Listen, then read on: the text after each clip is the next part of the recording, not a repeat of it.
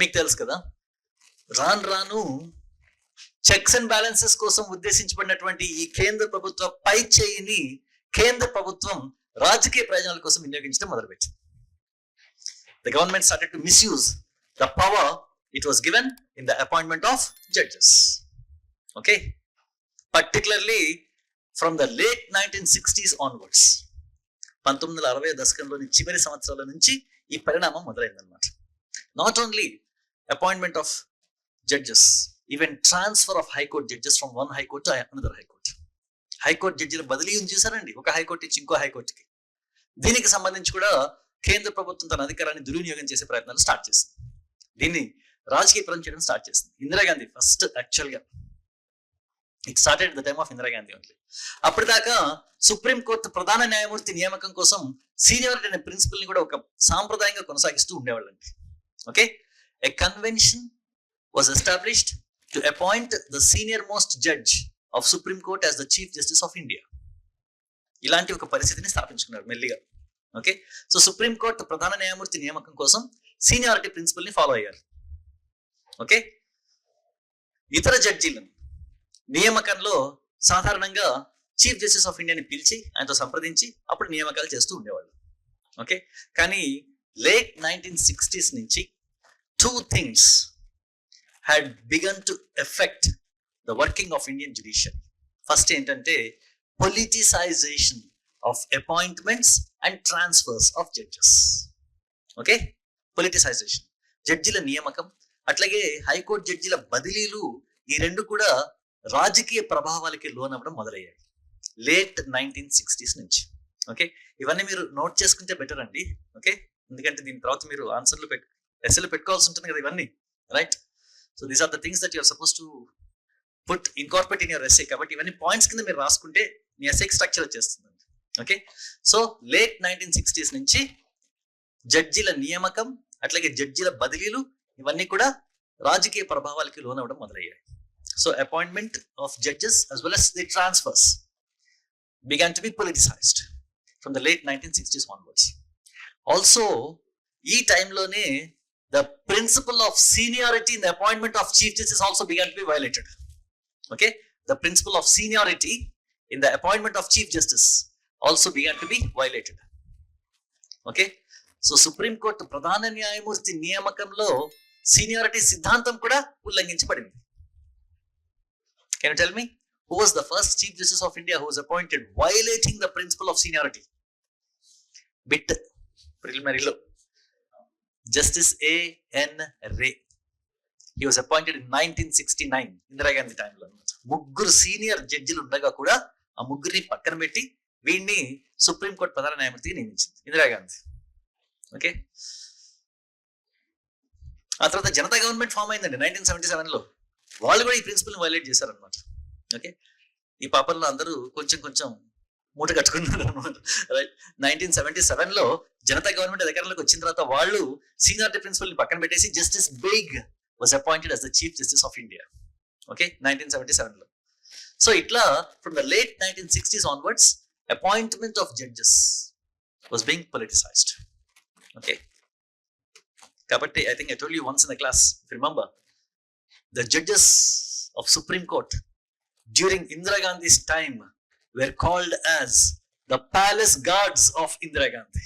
Indira Gandhi కోటకి ద్వార కాపరులుగా జడ్జిలు పిలిచేవాళ్ళండి. అట్లా పడిపోయింది వాళ్ళ స్థాయి.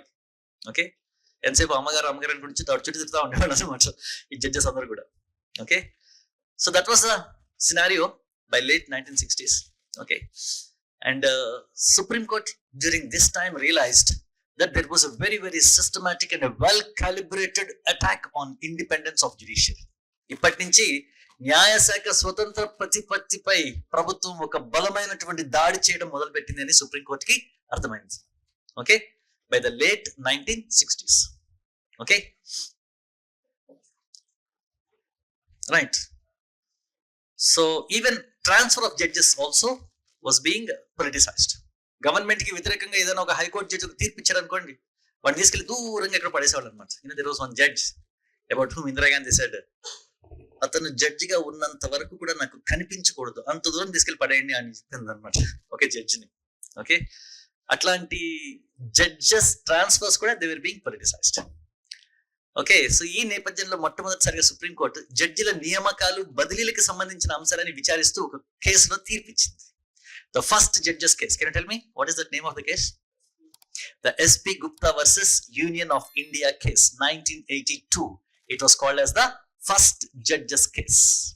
Okay, first judges case 1982. Okay, ఈ కేసులో మొట్టమొదటిసారిగా supreme court heard the dispute related to appointment of judges as well as transfer of high court judges. ఈ రెండు అంశాలని సుప్రీం కోర్ట్ ఈ కేసులో విచారించింది. జడ్జిల నియామకం మరియు బదిలీలు. ఓకే, ఇవన్నీ మీరు గుర్తుపెట్టుకోండి. ఓకే, జడ్జిలు నియమించడానికి క్వాలిఫికేషన్స్ ఎందుకు ఇంత విస్తృతమైన చాయిస్ ఇచ్చారు? ఓకే, అట్లాగే 124 జడ్జిల నియామకానికి సంబంధించిన నిబంధన ఏంటి, దాని ఉద్దేశం ఏంటి? ఉద్దేశం ఏంటంటే upper hand was given to the executive. కాబట్టి గుర్తుపెట్టుకోండి సార్, రాజ్యాంగం అమల్లోకి వచ్చినప్పుడు జడ్జిల నియామకం అనేది it was not a condition for judicial independence. న్యాయశాఖ స్వతంత్ర ప్రతిపత్తిలో భాగంగా జడ్జిల నియామకం అనేది ఒక ఏర్పాటు కాదు.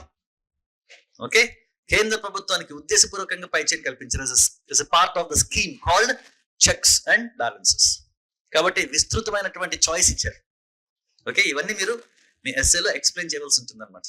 Okay, because we are speaking about the controversies and how controversies had come about. Okay, next first judges case SP Gupta versus Union of India case 1982. ఇందులో ఏమని తీర్పిచ్చింది కోర్టు? Any idea?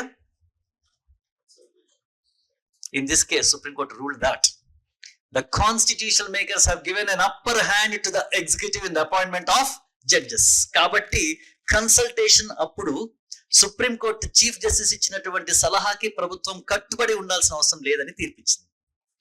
సో వాళ్ళ చేత్తో వాళ్ళ కంటిని వాళ్ళే పొడుచుకున్నారు అనమాట. ఓకే, సో సుప్రీంకోర్టు ప్రధాన న్యాయమూర్తి ఏం సలహా ఇస్తాడో దాన్ని మీరు పాటించాల్సిన అవసరం లేదు. ఎందుకంటే కాన్స్టిట్యూషనల్ మేకర్స్ జడ్జిల నియామకంలో పై చేయిని ప్రభుత్వానికే ఇచ్చారు అని చెప్పారు అనమాట. ఓకే, రాసుకోండి. ఇది SP Gupta versus Union of India case 1982.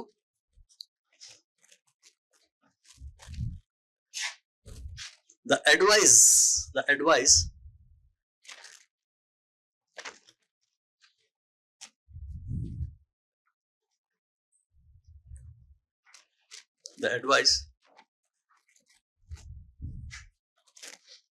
given by the Chief Justice is not binding. దీన్నే ఫస్ట్ జడ్జెస్ కేసు అని కూడా అంటారండి. మొదటి జడ్జిల కేసు అంటారు. SP Gupta versus Union of India case 1982 first judges case అంటారు.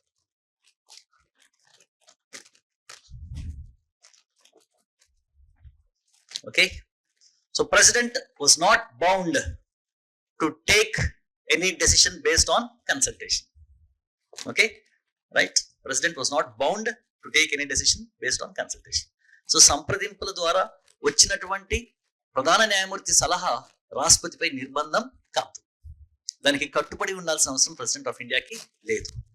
ఓకే, ఎందుకంటే the constitution makers had given an upper hand to the executive in the appointment of judges.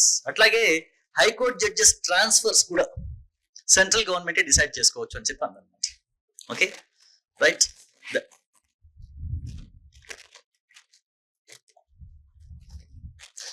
Okay, that was the first judges case.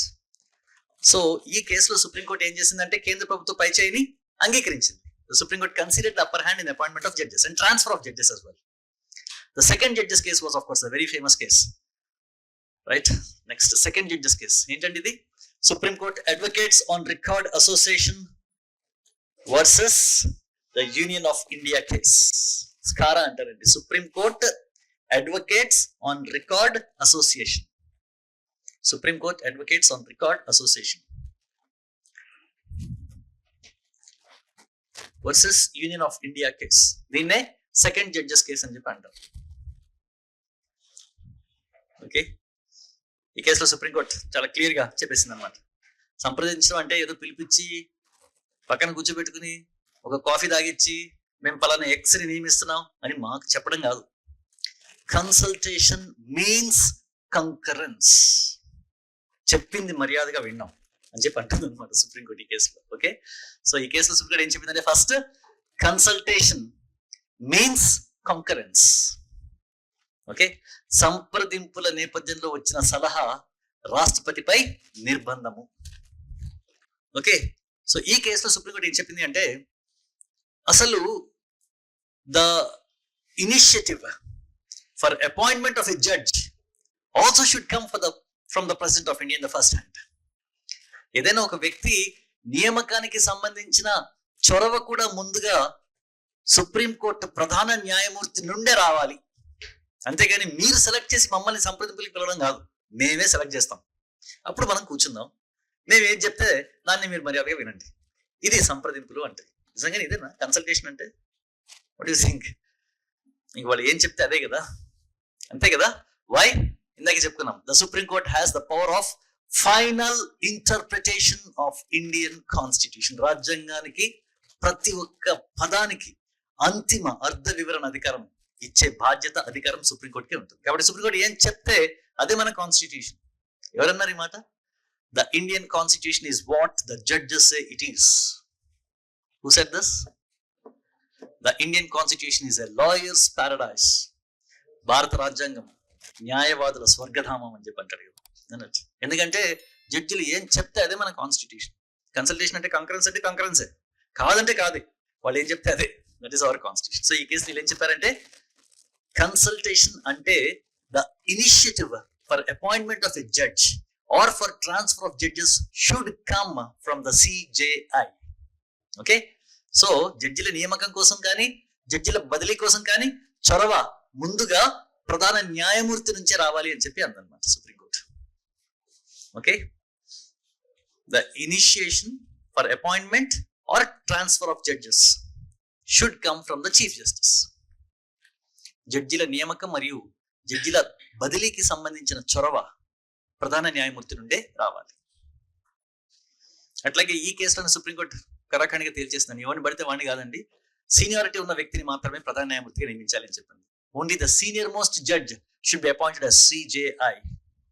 ఆ తర్వాత supreme court ఈ కేసులో ఏం చెప్పింది అంటే, the appointment of judges will be decided by chief justice of India in through a collegium అని చెప్పి అందనమాట.